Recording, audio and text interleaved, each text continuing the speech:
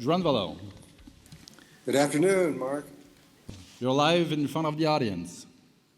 In order to go deeper into what is about to take place, my feeling on all of this is that we would have to go into another level of the Earth's existence that, well, really, most of the Earth is not aware of this.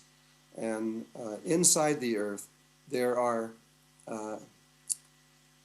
is life inside of the Earth. This is actually what I was going to talk about in terms of 2009, 2010, and I think I'll introduce that first by talking about what science has found just recently. There was a woman, I don't have her name yet, I'm still researching all of this, but in 2009 there was a researcher, a lady, who took a small individual underwater craft and went down deep into the ocean. She very, very deep, over a mile, and went all the way down to the bottom. And then she did something that no one has ever done before, at least I don't believe so, and that she turned her lights off. Well, it was just black. It was what everybody expected, and every time anybody's ever done that before, that's what's happened. But she waited a very long time. And after about a half an hour, in total darkness, this fish-like thing swam past her in her image, and it was glowing in the dark in these psychedelic colors. They have seen a few of these before. It isn't that it's never been seen before. It's just that one of these went by. But a few minutes later, another one, and then another one, and after a little while, the ocean just opened up, and there were thousands of these life forms, and all kinds of them that we've never even seen before, with all these amazing psychedelic colors swimming all over the bottom of the ocean, down very, very deep into the water. This was a huge scientific discovery. And she filmed all this and brought it up to the surface, and it has been an eye-opener for the scientific world ever since then. Now they've been going down in there and discovering that there is a massive amount of life very deep into the ocean that we never knew existed. Stephen Hawking looked at all of this information, and he made a film not too long ago, 6, 7, 8 months ago. It was about aliens and what would happen if we found them, you know. And I think you can probably get this film that I'm talking about. I'm sure you can buy it. And in there, he suggested that they go to Jupiter and they go down to Io, which is surrounded by water, and it's about 15 miles deep, and then the top 3 miles are frozen.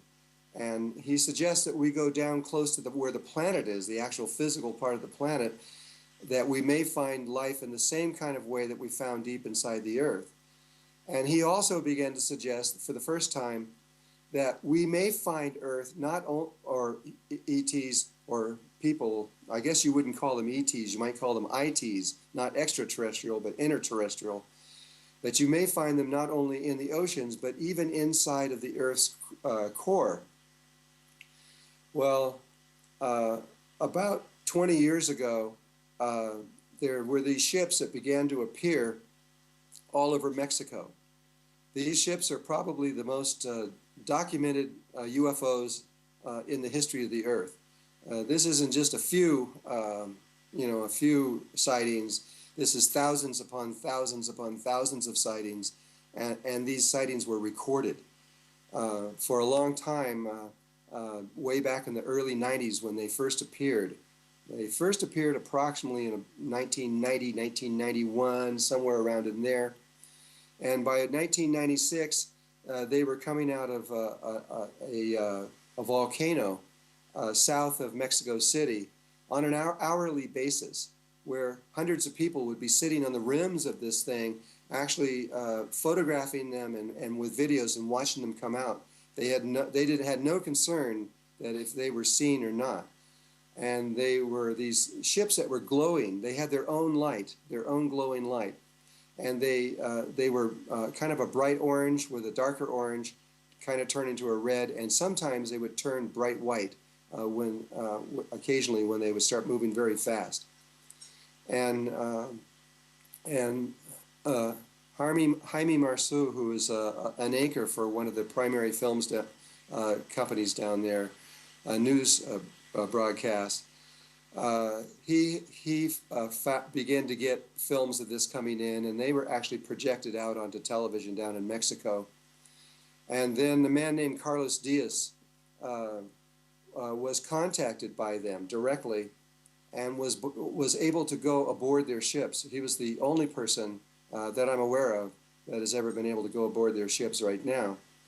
And I'm focusing on these people right now because it is my belief that they are going to be primary and major in the unfoldment of what's about to happen on Earth.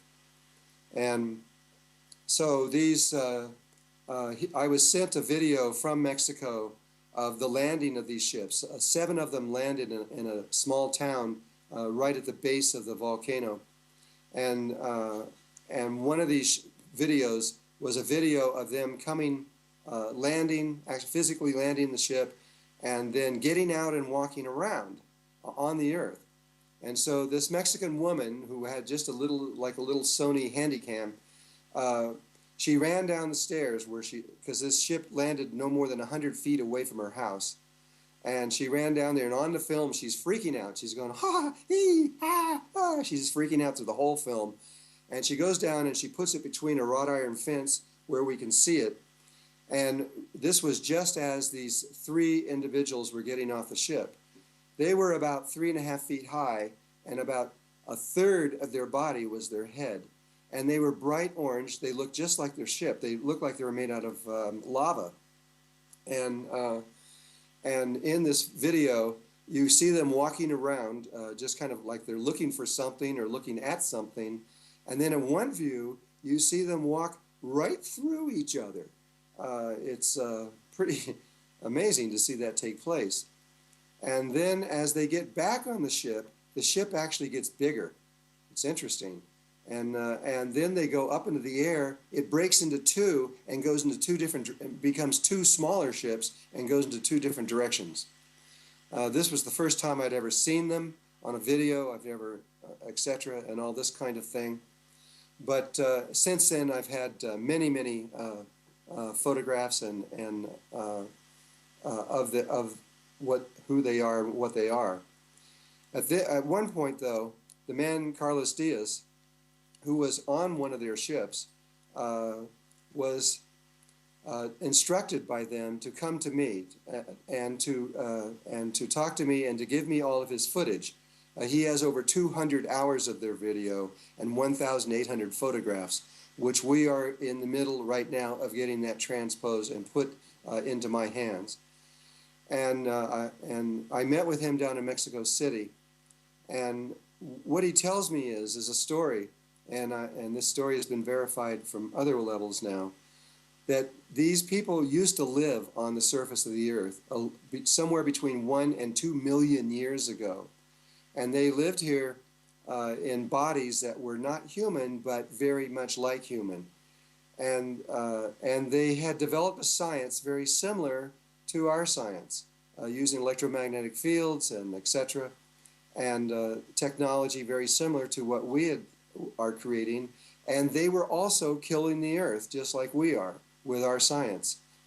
And what they say is that one day, right when everything was becoming desperate, this ET ship came down out of the sky, landed right in the midst of them, and they got out, and all they did was tell them something about themselves, and then they left. And according to them, they've never seen these people again. It took them about 100 years to learn what it was about them that was what they were talking about. And when they did, they became pure light and no longer had physical bodies. And it was a choice that they made soon after that to go inside of the Earth and live there, not on the surface. Now, this is something that Stephen Hawkins was talking about, saying that ETs probably would want to live inside the Earth and not on the surface because it is more stable. And the external surface of the Earth is a very dangerous place to live. I mean, things happen. There's tidal waves. There's meteorites can hit it. There's all kinds of things that can happen on the surface. But inside the Earth, it's very stable. It doesn't change hardly ever. And so they moved inside the Earth, and about approximately 200 to 300 miles inside the Earth, inside of the mantle. And in this place, it's about 800 degrees, but it has no effect on them. And they live in these huge geodes. They're about 4 or 5, maybe 10 miles across, these geodes. They are no little thing. And they're hollow inside, just like a normal geode. And so in these geodes, they have learned to live inside the crystals in their bodies. So I know this is all sounding crazy. How can this actually be happening on Earth? But the evidence at this point is extraordinary. We have, in a workshop that began about 4 months ago with a group of 99 people, in this group, we were instructed to go inside the Earth and into one of their cities.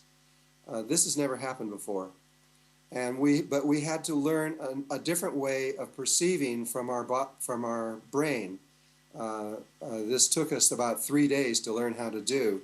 And basically we had to open up our third eye, we had to go into our heart, into our tiny space of the heart, and from there we had to reconnect back to our brain through the third eye so that we could see with a new sense that humanity never has seen out of before.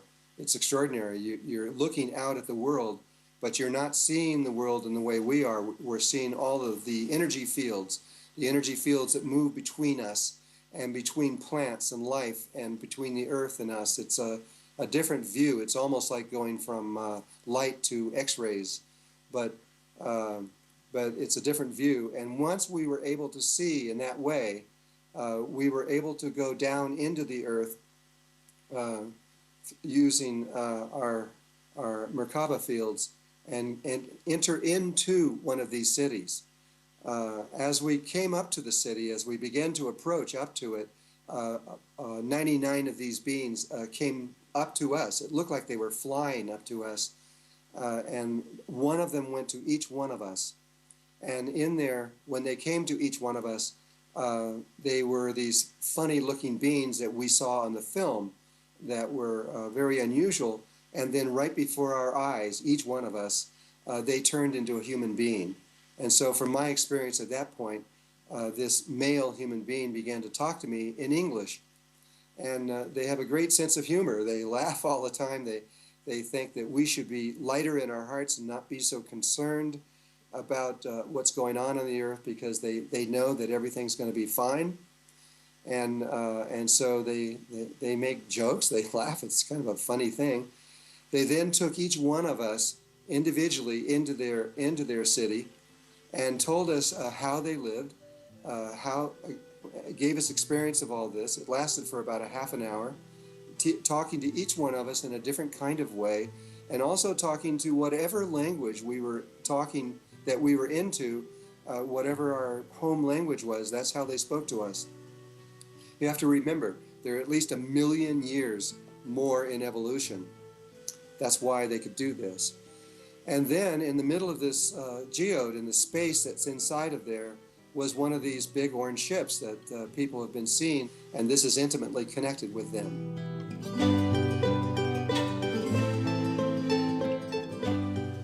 I feel that life is unfolding perfectly right now.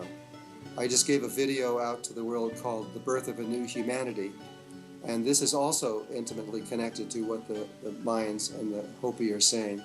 There is a grid around the Earth that had to be recreated in order for us to make this transition, and it took 13,000 years for this grid to be completed, but it is now completed. It took many tribes from around the world and their expertise to complete this. It took hundreds of thousands of us, the industrial society people that we're talking to right now, and their individualness to be able to complete this grid. But the grid is now completed and it is finished. And so from my point of view, as well as from the Mayans and the Hopi point of view, everything is completely in place. We are ready to go. There is just tiny, tiny little details that primarily have to do with the Mayans remembering everything. And they are now in that process doing exactly that.